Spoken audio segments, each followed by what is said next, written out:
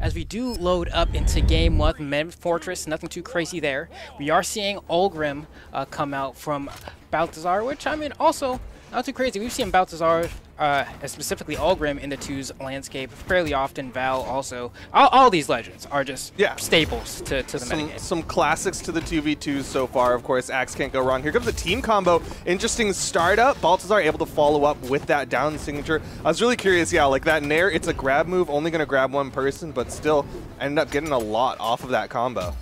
Yeah, that's kind of the bummer, right? Where it's like, all right, you have the kind of team combo that, you know, if it doesn't lead to a KO, it deals a lot of damage, but because of that Nair, you can only hit it on one. Wow. Balthazar, don't celebrate too much! Okay. He like took his hands off the keyboard and everything. He is falling there. Nice double weapon toss from them. Was really, really cool to see to get that finisher on, I think that was Pajé. And for me, of course, I'm going to be taking a good look at Yüz, right? Beautiful conversion coming out there from Pajé as well. But like Yüz is someone that I haven't seen before, you know? And I feel like a lot of people, especially, are probably in the same boat. Like, who is this guy? But he's out here rocking this Teros, doing a great job. Ooh. Beautiful conversion, right? That was perfectly executed. You saw the neutral light. He was like, all right, I know what comes next. I get the Sair for the KO. These guys have been converting off of each other phenomenally. And that's exactly what you want to see from that Teros, is those big follow-ups. He hits really hard coming in with base 8 strength, means that those follow-ups are going to do a lot of damage, lead to some quick knockouts. And combo set up, but they get stacked up onto the neutral light because Yüz hit Fiend from behind. Okay, let's see. Trying to get the recovery there. Yüz able to find much. Oh. There we go. A little bit of an interrupt there from Team Red, but so far, I mean, this is a pretty close game, all things considered. Neutral Sig coming out. That's going to be a KO. Weapon throw on the left side of the screen to go ahead and wipe the board clean, and the blue team is loading in with their final stocks. Yeah, and you got to give credit to the red team for getting that turnaround. Like, blue team started off really strong, but you got to give a lot of credit to Yüz hitting those axe swings on the back of Fiend, really breaking it up, not letting this blue team get those team combos. Oh my goodness, what? Balthazar is getting deleted by Yüz. Okay. Hold on. Looks like so far, I mean, the red team has this close to in the bag now. The recovery's going to KO Balthazar, and you have to imagine, yeah, Fiend just says, you know what, let's go next, because he did not see himself making a 4-stock comeback there. That was a commanding victory coming out from Pajé and Yüz. I hadn't heard of Yüz before, and now I'm a fan. Yeah, I mean, Yüz definitely earning a name here today, playing in the 2 space, clearly showing that he's not some newcomer or anything like that. Like, he's holding his own. He is not being the weak link of this team or anything like that. This is a really good pickup for Pajé as a teammate. Okay, and just like that, loading into game 2, they're leaving Mammoth Fortress available, which, you know, if I'm then, I'm wondering if that's something you want. Going back to that stage is what's going to end up happening here. You guys got kind of cleaned up on the first try, but maybe the next one's going to go around. Looking at Pajé's stats, 8 SIGs, 63% accuracy, so he probably got like 5 out of the 8 there, which is pretty good, all things considered. Yeah, I mean, respect to Pajé. Forces Fiend over to the Bryn as well, wanting the double axe. The only difference between these two is that Balthazar is going a little bit more defense heavy, having a lance instead of a hammer, whereas Yüz is going to be a little bit more strength heavy with that Teros.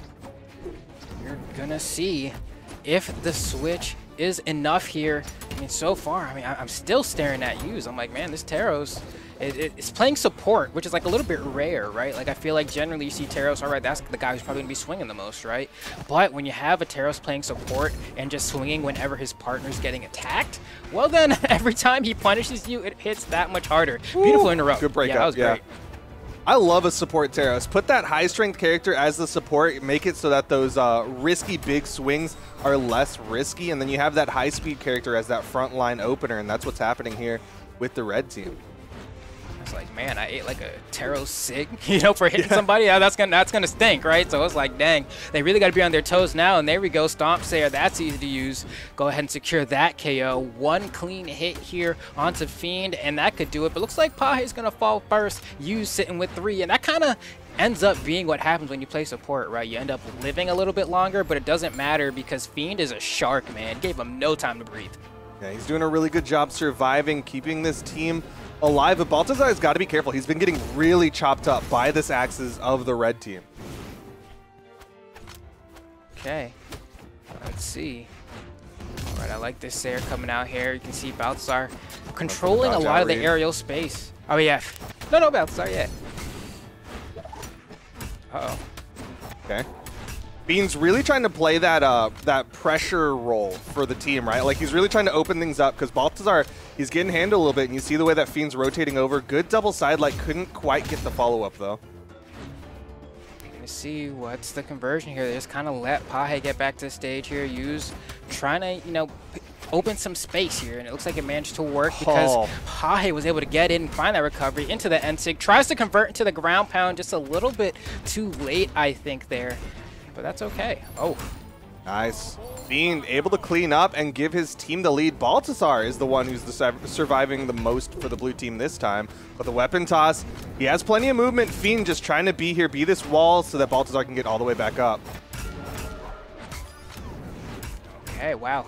Good string coming out here from Fiend. And it looks like Fiend and Balthazar might have a chance of getting this game too. Balthazar has been extending this stock for so long now. One clean hit away, but the red team has to find it first. Yeah, red team likely looking for the knockout onto Fiend. They know that if they can take him out, they get the 1v2, but they can't let Balthazar just run in, get a bunch of free damage as they're hunting this. Okay, and there you go. Balthazar goes down. That means they have a 2v1 with Fiend for a little bit, and they can't find the KO. Good amount of damage. That X recovery, it's always scary. You never know if it's going to KO or not. You're not sure which hitbox is the one that lands. Balthazar taking some damage while Fiend is stuck on that left side wall.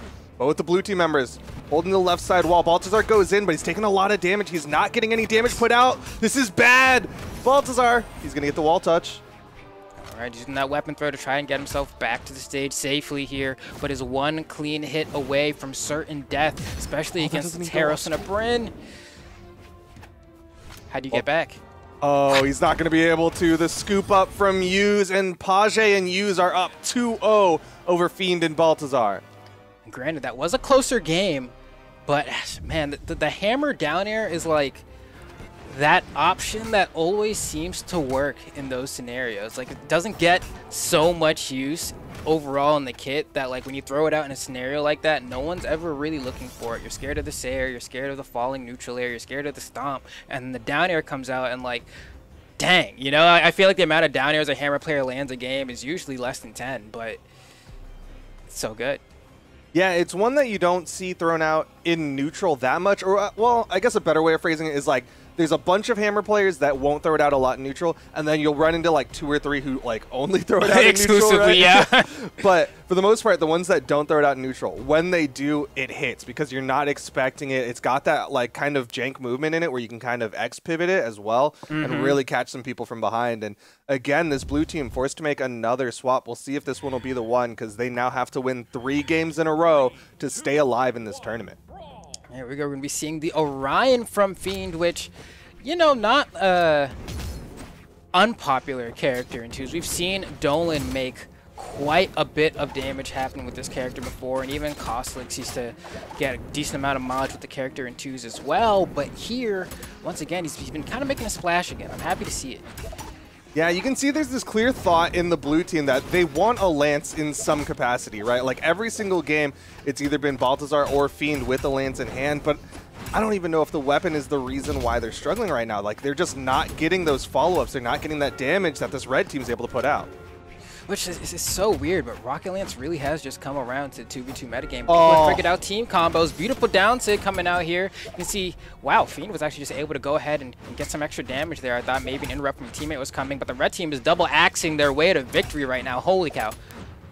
Blue team is just not finding a response at all. Yüz has been living for so long. Fiend's able to get back up, but immediately the recovery launches him. And that's always like demoralizing to get hit by. Like someone just does a jump raw recovery to KO you. They just read you that hard. They knew it was gonna hit. That always makes you feel pretty bad. Ooh, but a nice Sair cleanup potential here for the blue team. The axe weapon toss, and Fiend keeping his eyes on the prize, able to avoid it. I was so scared there that was going to be a moment of friendly fire, but the micro spacing was so perfect that he was able to have that just be the killing blow there. And now we have ourselves a tie match. Team Red Axes, though, going crazy yet again. The blue team's trying to strike back, but they haven't been able to get anything going with their double spear. Dude, the red team, you got to give them so much credit for follow-ups and for interrupts. Like, the blue team cannot get momentum. Every time they're swinging, a red team member is interrupting and getting so much damage put out. Well, here we go. We're looking for some damage here. And you can see at this point, they already have Balthazar on the final stock. Oh, Fiend's right there with them. It's going to be tough. Balthazar biding some time here. You can see Fiend runs in with the Rocket Lance to try to break him up so Balthazar can get some time to get back to the stage, but still stuck in the corner. We've seen Balthazar on this left side of the stage for the past like 15 seconds. I mean, he's got to be feeling rough for getting taken out so quickly. Nice follow-up from Fiend with that end sig. Unfortunately, just not going to lead to a knockout. They need to get this KO onto Yüz and then immediately turn on to Pajé, because Pajé's still living on the second stock, not even in the red. Yeah, Pajé's looking pretty healthy, all things considered. You know, he has no dodge, but couldn't really get more than just that end light for the punish, which is going to be a little bit of a bummer. That down is going to kill Balthazar. Now Fiend's in the 2v1. Another 4 stock that needs to happen. You can't just throw the stock away this time. But hey, get caught by a neutral light, and you'll be saying goodbye to that stock anyway. Clean sweep from Pajé and Yüz. That's a 3-0 and a handshake. Yeah, 7th place finish for the 3rd seed of the tournament is unfortunate. A nice upset for Pajé and Yüz, and they're going to be moving on. Just some great team play between the two of them, and Fiend and Balthazar never really found their footing. Man, and this is something that has like seemingly been a theme a little bit. Now, granted, like Agno and Blaze still keeping it strong, but in Southeast Asia, right, we didn't even see Tiger and Jerry K make it that far. Like, usually they always make top 3, and they got like, I want to say like somewhere around like 7th or something yesterday, which was like, wow, I didn't even get to see them on stream. That's how low they placed, which was like bewildering.